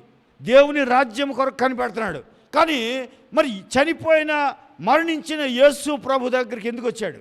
ఎందుకు ఆయన్ని కింద చదవండి మళ్ళీ అలా వెళ్ళి తనకిమ్మని అడుక్కున్నాడు. అంటే దేవుని రాజ్యముని కొరకు ఎదురు చూసే వ్యక్తికి ఈయన దేహం ఎందుకు? ఈయన దేహం ఎందుకు చెప్పండి? ఈయన దేహమే దేవుని రాజ్యము. హల్లెలూయా, హల్లెలూయా. అర్థమైపోయింది. ఆయన మరణించాక వాళ్ళ కార్యాలు చూశాడు, అక్కడ జరిగిన సంఘటనలన్నీ చూశాడు. ఆయన మరణించినప్పుడు భూకంపము, ఆ తెర చిరిగిపోవడం, అన్ని సంఘటనలు చూశాడు. చూసిన తర్వాత ఫైనల్గా ఒక కంక్లూజన్కి వచ్చాడు. ఈయన దేవుని రాజ్యం కొరకు కనిపెట్టే వ్యక్తి ఇతను. కానీ దేవుని రాజ్యము యేసుక్రీస్తు అని తెలుసుకున్నాడు. హల్లెలూయా, హల్లెలూయా. గట్టిగా చప్పట్లు కొడదాం యేసయ్యకి. అంటే మరణించిన తర్వాత అర్థమైంది యేసు ప్రభువే దేవుని రాజ్యము. హల్లెలూయా. ఆయన గోలే, ఆయన టార్గెటే దేవుని రాజ్యము. కానీ ఆ దేవుని రాజ్యమే ప్రభు అయిన యేసుక్రీస్తు వారు. ఆ విషయం అర్థమైపోయింది. అర్థమైపోయిన తర్వాత ధైర్యం వచ్చేసింది. ఆయన మరణం మనకు ధైర్యాన్ని కూడా తీసుకొస్తుంది. ధైర్యం వచ్చి అంటున్నాడు, మీరు చెప్పే నేను ఏమీ వినను అని పిలాతు దగ్గరికి వెళ్ళిపోయాడు. పిలాతు ఆ గవర్నర్ ఆయన దగ్గరికి వెళ్ళిపోయి ఏమంటాడు చూడండి, వెళ్ళి యేసు దేహం కావాలి నాకు అంటే. ఎవరైనా ఈ ప్రపంచంలో నాకు ఈయన దేహం కావాలని, చనిపోయిన వాళ్ళు దేహం కావాలని అడుక్కున్నారా? అడుక్కున్నాడట. అక్కడ తనకిమ్మని అడుక్కున్నాడు, అంటే రిక్వెస్ట్ చేసుకున్నాడు. అసలు యేసయ్యని, సజీవుడైన యేసయ్యని నమ్మడానికే ఇబ్బంది పడుతున్నాం మనం. పునరుద్ధారుడైన యేసయ్యని నమ్మడానికి ఇబ్బంది పడుతున్నాం, సిగ్గుపడుతున్నాం. ఎవరైనా చూస్తారేమో బైబిల్ చేతిలో పట్టుకుంటే అని సిగ్గుపడుతున్నాం. కానీ ఆయన ఒక ఎమ్మెల్యే అయ్యుండి, ఒక నీతిమంతుడు అయ్యుండి, ఒక సజ్జనుడు అయ్యుండి, దేవుని రాజ్యం కొరకు కనిపెట్టే వ్యక్తి. అర్థమైపోయింది దేవుని రాజ్యమే యేసుక్రీస్తు వారు. కాబట్టి ఆయన దేహం నాకు కావాలి, ఆయనది ఏది నేను విడిచిపెట్టడానికి సిద్ధంగా లేను. అలాంటి కమిట్మెంట్ ఈ రాత్రి మనం చేసుకోవాలి. ప్రభా, నీది ఏది కూడా నేను విడిచిపెట్టను, నువ్వు కావాలి నాకు, నువ్వు కావాలంతే. ఇప్పుడు ఆయన మరణించిన ఏం చేసుకుంటాడు? ఆయన ఏం వరం అడుగుతాడు? కానీ ఆయనకి ఏం తెలుసు అంటే ఆయన దేహంలో కూడా మహిమ ఉంది. ఆయన దేహమే దేవుని రాజ్యము. అర్థమైపోయి ఆయన అడుక్కుని తీసుకెళ్ళి చక్కగా సన్నపు బట్టలు ధరించి ఆయన కొరకు తొలిపించుకున్న ధనవంతుడి సమాధి అది. ఆ సమాధిలో ఆయన పెట్టాడు. తర్వాత చూడండి, ఇంకో వ్యక్తి ఉంటాడు. యోహాను సువార్త 3వ అధ్యాయంలో ఈ వ్యక్తి ఎవరంటే స్వనీతిపరుడు. స్వనీతిపరుడు అంటే ఎవరు? భక్తి ఉంటుంది కానీ యేసయ్యని నమ్మరు, స్వనీతిపరులు. నికోదేము చూడండి, 3వ అధ్యాయం 1వ వచనం. యూదుల అధికారి అయిన నికోదేమను పరిసయ్యుడు ఒకడుండెను. అతడు రాత్రియందు ఆయన యొద్దకు ఎప్పుడు వచ్చేవాడు? రాత్రియందు. ఎందుకు రాత్రి వచ్చేవాడు? చాలాసార్లు రాత్రులు వెళ్ళేవాళ్ళు ఎవరు? దొంగచాటుగా ఎవరు కనపడకుండా వెళ్ళేవాడు, రాత్రులు వెళ్ళేవాడు. ఇప్పుడు దొంగ ఎప్పుడు వస్తాడు? ఇప్పుడైతే మధ్యాహ్నం కూడా వచ్చేస్తున్నారులే. అంటే స్విగ్గీ, జొమాటో అని చెప్పి మధ్యాహ్నం కూడా వచ్చేస్తున్నారు. అంటే ఇది సరిగ్గా మనం ఏమంటామంటే దొంగల టైం ఎప్పుడంటే 1 గంట నుంచి 4 గంటల వరకు అంటాం. అది దొంగల టైం అనమాట. కానీ ఇప్పుడు ఎప్పుడంటే అప్పుడే ఇది హైటెక్ మోసాలు ఇప్పుడు. అందుకే ఈయన ఎప్పుడు వచ్చేవాడు? రాత్రి పూట వచ్చి ఆయన యొద్దకు వచ్చి బోధకుడా నీవు దేవుని యొద్ద నుండి వచ్చిన, నీకు తెలుసు దేవుని దగ్గర నుంచి వచ్చాడని, కానీ బహిరంగంగా చెప్పలేడు. స్వనీతిపరుడు బహిరంగంగా యేసు దేవుడు అని చెప్పలేడు. చెప్పకుండా సిగ్గుపడి రాత్రులు రావడం, ఏదో నేర్చుకోవడం, వెళ్ళిపోవడం. లాస్ట్కి 19వ యోహాను సువార్త 19వ అధ్యాయం తీయండి. 19వ అధ్యాయం మొదట రాత్రి వేళ ఆగండి. ఒకసారి 38 నుంచి చదువుదాం. 38 నుంచి ఇక్కడ ఇద్దరు వ్యక్తులు. అటు తర్వాత యూదుల భయము వలన రహస్యముగా యేసు శిష్యుడైన అరిమతయ యోసేపు తాను యేసు దేహమును తీసుకొని పోవుటకు పిలాతునొద్ద సెలవడిగాను. పిలాతు దగ్గరికి వెళ్ళి ఇందాక మనం చెప్పిన వ్యక్తి ఆయన అడిగి పిలాతు సెలవిచ్చాను గనుక అతడు వచ్చి యేసు దేహమును తీసుకొని పోయాను. నాకు అనిపిస్తుంది, ఒకసారి ఇమాజినేషన్ చేసుకుంటాను, ఒక్కడే వచ్చాడు కదా, యేసు దేహమును ఇలా భుజం మీద వేసుకుని వెళ్ళిపోయాడేమో. నాకు అలాగే అనిపిస్తుంది. ఎందుకంటే ఆయనకి ఏంటంటే దేవుని రాజ్యం కొరకు వెతికే వ్యక్తి. ఈయనే దేవుని రాజ్యం అని తెలిసాక ఆ సంతోషంలో నేను అనుకుంటాను బహుశా ఎవరిని సహాయం అడుగుండడేమో, ఇలా భుజం మీద వేసుకుని చాలా సంతోషంగా వెళ్ళిపోయి ఉంటాడు. నాకు అలాగే అనిపిస్తుంది. మరి ఎందుకంటే ఆయన ఒక్కడే వచ్చాడు, ఇంకెవరు లేరు. ఆ భుజం మీద వేసుకుని ఆనందంగా మోసుకుంటూ వెళ్ళిపోయి ఉంటాడు. మోయడం నా భాగ్యం అనుకుని ఉంటాడు. ఎందుకంటే దేవుని రాజ్యమే యేసు ప్రభువారు. ఆ దాని కొరకు ఆయన వెతుకుతున్నాడు. ఆ భుజం మీద వేసుకుని వెళ్ళిపోయి ఉంటాడు. వెళ్ళిపోయిన తర్వాత చూడండి, దేహమును తీసుకొని పోయెను. మొదట రాత్రివేళ ఆయన యొద్దకు వచ్చిన నికోదేము కూడా. చూడండి, మరణం ఎంత బలమైందో. రాత్రిపూట వచ్చేవాడు. ఎప్పుడు వచ్చేవాడు? రాత్రిపూట వచ్చే ఈ నికోదేము కూడా అంటే నికోదేము లాంటి స్వనీతి పరులు కూడా బోళముతో కలిపిన అగరు రమారమి 150 సేర్ల ఎత్తు తెచ్చెను. అంతటా వారంటే ముందాకేమో ఒక వ్యక్తే, ఎవరు? అరిమతయి అయిన యోసేపు. ఇప్పుడు ఇద్దరయ్యారు. అందుకని ఏమన్నాడు? వారు యేసు దేహమును ఎత్తుకొని వచ్చి ఆ సుగంధ ద్రవ్యాలు. ఏ సుగంధ ద్రవ్యాలు? నికోదేము తెచ్చినవి. అంటే నికోదేము ఎవరు అసలు? రాత్రిపూట దొంగచాటుగా వచ్చే వ్యక్తి, యేసు దేవుడని ఒప్పుకోలేని ధైర్యం లేని వ్యక్తి. అలాంటి వ్యక్తి ఆయన బహిరంగంగా వచ్చేసాడు. మరణం లాక్కొచ్చేసింది. ఆయన మరణంలో అంత బలం ఉంది. మరణము కంటే ఆ ప్రేమ బలమైంది. ఆ ప్రేమ లాక్కొచ్చింది. అంటే ఆయన మరణించిన తర్వాత కూడా ఎన్ని కార్యాలు జరిగాయంటే ఆయన మరణం కూడా సువాసనే. అందుకే పౌలు అంటాడు ఆయన మరణపు వాసన. ఆయన మరణంలో కూడా సువాసన ఉంది. అది లాక్కొచ్చేస్తుంది. చూడండి, ఎప్పుడైనా మంచి స్మెల్ వస్తే అక్కడ నిలబడతామా, డ్రైనేజ్ దగ్గర నిలబడతామా? చెప్పండి, డ్రైనేజ్ దగ్గర నిలబడతావా, మంచి స్మెల్ వచ్చే దగ్గర నిలబడతావా? మంచి వాసన అంటే యేసయ్య దేహంలో సువాసన ఉంది. ఆ సువాసన ఎక్కడో దాక్కున్న ధనవంతుడు, సజ్జనుడు, నీతిమంతుడైన యోసేపుని లాక్కొచ్చేసింది. ఎక్కడో రాత్రిపూట వచ్చే పరిసయుడు, ఆయన కూడా స్వనీతిపడే కానీ పరిసయుడు, అన్నీ తెలిసిన వ్యక్తి, కానీ యేసుని దేవుడు అని ఒప్పుకోడు. అలాంటి వ్యక్తిని లాక్కొచ్చేసింది. లాక్కొచ్చి ఇద్దరు కలిసి మళ్ళీ వచ్చేవాడు ఖాళీగా రాలేదు. సెంట్లు తీసుకొచ్చాడు. ఆ రోజుల్లో సుగంధ ద్రవ్యాలు అవి చాలా కాస్ట్లీవి.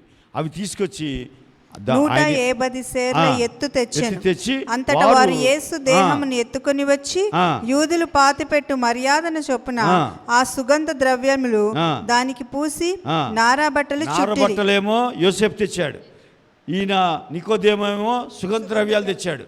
వాళ్ళిద్దరూ కలిసి, ఒకడేమో రాజ్యమును వెతికే వ్యక్తి, ఒకడేమో స్వనీతిపరుడు. కానీ ఇద్దరికి ఏమర్థమైందంటే యేసు నిజమైన దేవుడు. ఆయన మరణంలో శక్తి ఉంది, మహిమ ఉందని తెలుసుకుని ఇద్దరు కలిసి చాలా వాళ్ళు అక్కడ రాసిన మాటలు చదువుతుంటే నాకేమనిపించిందంటే శ్రద్ధతో, ఆసక్తితో ఆయన దేహమును భద్రపరిచారు. వాళ్ళు ఏదో హడావుడిగా చేయలేదు. చాలా నీట్గా ప్యాక్ చేసి చాలా భద్రంగా మళ్ళీ తిరిగి లేస్తాడు అనే నమ్మకంతో పెట్టారు వాళ్ళు. అంత అంటే వాళ్ళకున్న ఆ శ్రద్ధను గమనిస్తే మనకు అర్థమవుతూ ఉంటుంది. నిజంగా నాకు అనిపించింది 150 సేర్ల ఆ సెంటు తీసుకొచ్చాడు ఈయన. మరి ఈ 5 రొట్టెలు 2 చేపలు రోజు తినేసేవాళ్ళు వీళ్ళు. వాళ్ళందరూ ఏమయ్యారు? మరణం వాళ్ళకి అర్థం కాలే. యేసు మరణము అర్థం చేసుకునేవాడికి అర్థమవుతుంది. సిలువ అందరికీ అర్థం కాదు. సిలువలో శక్తి ఉందని పౌలుకి అర్థమైంది. 12 మంది శిష్యులు ఎవరో రాయలేదు సరిగ్గా ఆయన సిలువ గురించి, కానీ పౌలు గారు రాశారు సిలువలో శక్తి ఉంది, నేను దాంట్లోనే అతిశయపడతాను. ఆ సిలువ అదే మన లైఫ్. సిలువ లేకపోతే మనకు రక్షణ లేదు, ఏమీ లేదు అసలు. ఆ సిలువ, ఆ రక్తమే మన పక్షాన మాట్లాడుతూ ఉంటుంది. నేను ఎప్పుడు అనుకుంటాను, నువ్వు అనుకుంటావు నా పక్షాన ఎవరు లేరండి, నేను ఒంటరిదాన్ని, అందరూ ఉండి కూడా ఒంటరిదాన్ని. మనకి డైలాగులు బాగొచ్చు. అందరూ ఉండి కూడా నేను ఒంటరిదాన్ని అండి, అందరూ ఉంటారు చుట్టాలందరూ, కానీ నేను ఒంటరిదానండి, ఒంటరివాడినండి. ఒంటరివాడు కాదు. ఇప్పుడు నన్ను అడిగితే నీతో 2 ఉన్నారు. నాకు అలాగ అనిపిస్తుంది. ఎలా అంటే వెళ్తూ ఆయన ఎవరిని ఇచ్చాడంటే పరిశుద్ధాత్మని ఇచ్చాడు. ఆయన రక్తం భూమిలోంచి నీ కొరకు మొరపెడతా ఉంటుంది. హల్లెలూయా. నేను అనుకుంటాను నువ్వు ఒక్కదాని, అందుకే 2, 3 కూడిన చోట అంటాడు. అంటే నువ్వు ఒక్కదాని ప్రార్థన చేసినా నీతో ఎంతమంది ఉన్నారు? ఇంకా నీ పక్షంగా రక్తం మాట్లాడుతూ ఉంటుంది, నీ పక్షంగా పరిశుద్ధాత్ముడు ఉన్నాడు. అంటే 3 వ్యక్తులు అయ్యారా లేదా? అంటే 2, 3 కూడిన చోట అంటే నువ్వు ఒక్కదాని, నీకు మనకు అర్థం కాక ఇంకొక 2 తెచ్చుకుంటాం మనం. అంటే మన ఒంటరి ప్రార్థన వినడేమో అని ఇంకొక 2 తెచ్చుకుని అటు ఒకళ్ళు ఎక్కడో కూర్చుంటే వాళ్ళు వచ్చిన వాళ్ళు కుదిరంగా ఉంటారా? అమ్మ మనం ప్రార్థన చేస్తాం కానీ మన 3తో సరిపోదు, ఇది ఆల్ నైట్ ప్రేయర్ పెట్టించుకోవాలి, లేకపోతే కుటుంబ ప్రార్థన పెట్టించుకోవాలి. మంచిదే, అవి తప్పని అంటే, కానీ నీ ఆలోచన తప్పు. నువ్వు ఒక్కదాని ప్రార్థన చేసినా నీతో ఇద్దరు ఉన్నారు. ఆయన రక్తము నీ పక్షముగా మొరపెడుతుంది. పరిశుద్ధాత్ముడు నీ పక్షముగా ఉన్నాడు. ఎప్పుడు ఒంటరిదారివి కాదు. నువ్వు ఎక్కడికైనా వెళ్ళినా ధైర్యంగా వెళ్ళాలి. నేను ఒంటరి వాడిని కాదు నాయన, నాకు పరిశుద్ధాత్ముని ఇచ్చావు, నీ రక్తము నా పక్షంగా మాట్లాడుతూ ఉంటుంది. ఒకసారి పెద్ద పెద్ద వ్యక్తుల దగ్గరికి వెళ్తాం. మేబీ మన జ్ఞానం లేకపోయి ఉండొచ్చు, మేబీ ఏం చెప్పాలో అర్థం కాకపోవచ్చు, కానీ నీతో ఎవరు వస్తున్నారంటే భూమిలోంచి ఆ రక్తం బెటర్ థింగ్స్ మాట్లాడుతూ ఉంటుంది నీ గురించి. ఆ పరిశుద్ధాత్ముడు నీ పక్షంగా మాట్లాడుతూ ఉంటాడు. ఇలాంటి ఆలోచనలతో వెళ్ళాలి, గమనం ఉండాలి. యేసు రక్తము నా పక్షముగా మొరపెడుతుంది, పరిశుద్ధాత్ముడు నాకు తోడుగా ఉన్నాడు, కాబట్టి విజయం నాదే అని వెళ్ళాలి. అప్పుడు నీకు వ్యతిరేకంగా ఏది పనిచేసే నియమం కూడా పనిచేయదు. ఎందుకంటే యేసు రక్తము నీలో ఉంది, నీ పక్షంగా ఉంది. ఈ రాత్రి దయచేసి నేను ముగించబోతా ఉన్నాను. ఈరోజు కావాలనే కొంచెం ఎక్కువ టైం తీసుకున్నాను, ఎందుకంటే ఈ సిలువని మళ్ళా నేనైతే రోజు ధ్యానించుకుంటాను, కానీ మీరు మరి ఏం చేస్తారో నాకు తెలియదు. ఈ సంవత్సరం అయితే చాలా శ్రద్ధగా విన్నారు. ఇవన్నీ విడిచిపెట్టేయద్దు. మీకు యూట్యూబ్లో ఎందుకు అప్లోడ్ చేసామంటే మరలా వినాలని. విని బలం తెచ్చుకోండి. కార్యాలు జరుగుతాయి, మీ పక్షాన్ని ఎన్నో అద్భుత కార్యాలు జరుగుతాయి, దయచేసి గమనించండి. కాబట్టి ఆయన రక్తము, ఆయన మరణము ఎప్పుడు మన పక్షాన పనిచేస్తూ ఉంటుంది. హల్లెలూయా. కాబట్టి దయచేసి నాకు అనిపించింది, వీళ్ళు అందరూ తిన్నారు, అందరూ స్వస్థత పొందారు, కానీ ఒక్కళ్ళు ఆయన దేహాన్ని తీసుకోవడానికి రాలేదు. కానీ ఆ దాక్కున్న వీళ్ళిద్దరూ బహిరంగంగా ఎప్పుడు రాలే. అలాంటి వ్యక్తులు వచ్చి యేసు ప్రభుని మాకిమ్మని సంతోషంగా తీసుకెళ్ళిపోయారు, ఖర్చు పెట్టారు డబ్బు. అందుకే మనము ఏదో కొన్నిసార్లు ఏంటంటే భక్తి చూపించాలి, కానీ హృదయంలోంచి రావాలి. నేను అతిశయం అని చెప్పట్లేదు, కానీ దేవుని కొరకు ఖర్చు పెట్టడం అంటే నాకు అదొక ఆనందం. కొంతమందికి పిచ్చోడు అనుకుంటారు, నన్ను చూసి పిచ్చోడు అనుకునే వాళ్ళు కూడా ఉంటారు. ఉన్నా నాకేమీ అభ్యంతరం లేదు, ఎందుకంటే ఆయనకి తప్ప ఇంకా నేను ఖర్చు పెట్టడానికి నాకు అదృష్టం ఇంకెవరు లేరు. యేసుని ధరించుకున్నాక ఇంకేమీ నీకు అవసరం లేదు, నీ అలంకరణ యేసే. అందుకే అంటాడు యేసుని ధరించుకొనిడి.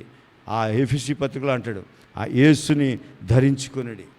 ఎంతమంది ఆ సిలువని ధరించుకున్నారు, ఎంతమంది ఆయన రక్తములో ఈ 40 రోజులు కడగబడ్డారు. ఆ రక్తంలో కడగబడితే నీ ఆశలు, నీ కోరికలు చచ్చిపోతాయి. యేసు చాలు అంటావు. చనిపోయిన దేహమే కావాలన్నాడు యోసేపు. అలాంటిది పునరుద్ధరణుడు అని యేసు నీతో ఉన్నాడు. అలాంటి యేసుని అది ఆయన అర్థమైతే ఏమీ అవసరం లేదు మనకి. ఏదున్నా యేసై ఖర్చు పెట్టాలి, యేసైకి ఇచ్చేయాలి, ఆయన కొరకు ఖర్చు పెట్టాలి, ఆయన సువార్త ప్రకటించబడాలి. నాకు చాలా కోరికలు ఉన్నాయి, ఇంకా అనేక ప్రాంతాల్లో సువార్త ప్రకటించబడాలి. ఆయనకు తెలియని వాళ్ళు ఎంతోమంది ఉన్నారు. ఈ సిలువని మీరు చెప్పండి, ఈ 40 రోజులు వచ్చారు, ఈ వాక్యాలు ఎక్కడైనా విన్నారా మీరు? యేసుని ఇలా చెప్పే అతిశయంగా నేను అనట్లే, ఎక్కడ చెప్పరు, ఎందుకంటే వాళ్ళకి అవసరం లేదు. కానీ మనకు అవసరం. యేసు బిడ్డలం, ఆయన రక్తంలో ఉన్నాం మనం.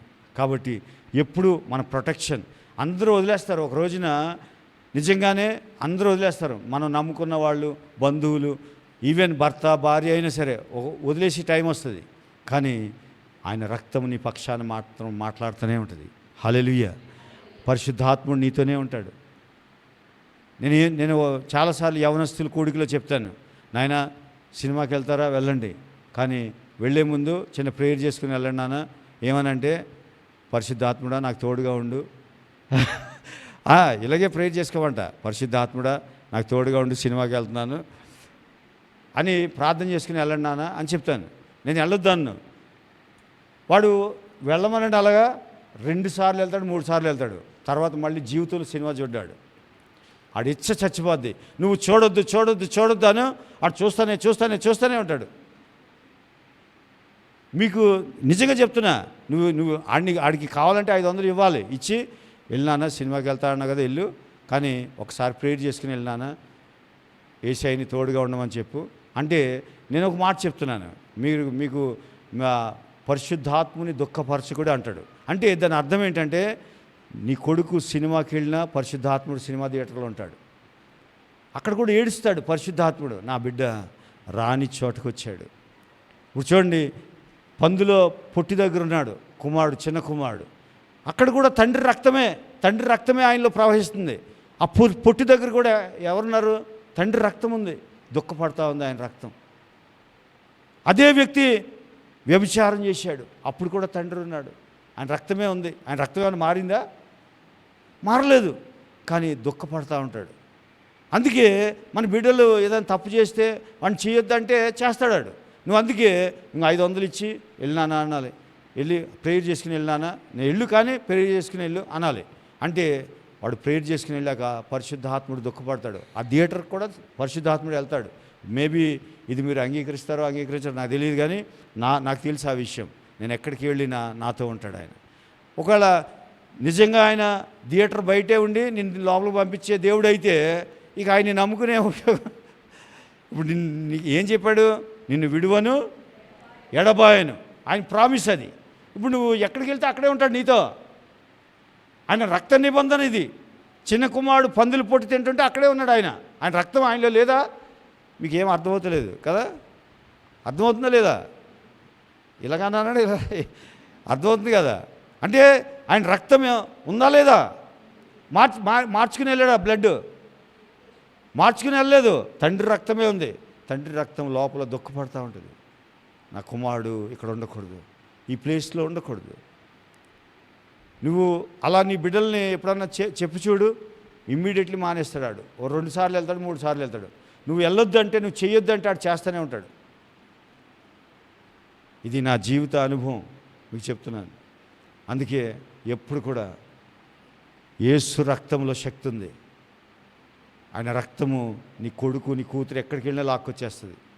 కాకపోతే నీకు నమ్మకం ఉండాలి, నా కొడుకును యేసు రక్తంలో కడగబడ్డాడు, నా కుమార్తె యేసు రక్తంలో కడగబడింది. కాబట్టి ధైర్యంగా ఉండాలి. మేబీ వాడు వెళ్ళకూడని స్థలానికి వెళ్ళుండొచ్చు, కానీ నువ్వు ఇలా ప్రార్థన చేయాలి, ప్రభా నీ రక్తం చేత నా కొడుకు కడగబడ్డాడు. కాబట్టి మేబీ ఈ టైంలో ఉండకూడని స్థలంలో ఉండి నేను దుఃఖపెడుతున్నాడేమో, కానీ నీ రక్తం లాక్కొస్తుందని ఆయన అనాలి. మనమేమో అలా చేయకుండా ఆ పిల్లలు మన మాట వినకపోతే, వాడు ఏదో తప్పు చేస్తే ఏడ్చి మనం వాడిని తిట్టి మనం తిట్టుకుని ఎందుకు కన్నాను, వేస్ట్, నా బతుకు వేస్ట్ అని నువ్వు తినకుండా ఆడు తినకుండా అలా చేస్తాం. అలా కాదు, యేసు రక్తంను అప్లై చేయాలి. హల్లెలూయా. ఇప్పుడు ఇందాక మోషే ఏం చేశాడు? ఆ ప్రజల మీద ఏం చేశాడు చెప్పండి? యేసు రక్తంని అప్లై చేశాడు, చల్లాడు. అంతే. చల్లగానే ఏమైతే దేవుడు మాట్లాడాడో అవన్నీ వాళ్ళకి వర్తిస్తాయి. అంతే. ఆ నిబంధనలో ఉన్నంతసేపు మేబీ ఆ ప్రజలు తప్పు చేస్తూ ఉండొచ్చు, కానీ రక్తం గుర్తు చేస్తూ ఉంటుంది, నువ్వు దేవుని బిడ్డవి, దేవుని నిబంధనలో ఉన్నావని. అందుకే ఆ రక్తంలో ఉన్నామని జ్ఞాపకం చేసుకోండి. ఈ రాత్రి ఆయన రక్తము మన పక్షముగా పనిచేస్తుంది. అట్టి కృప దేవుడు మనందరికీ దయచేయునుగాక.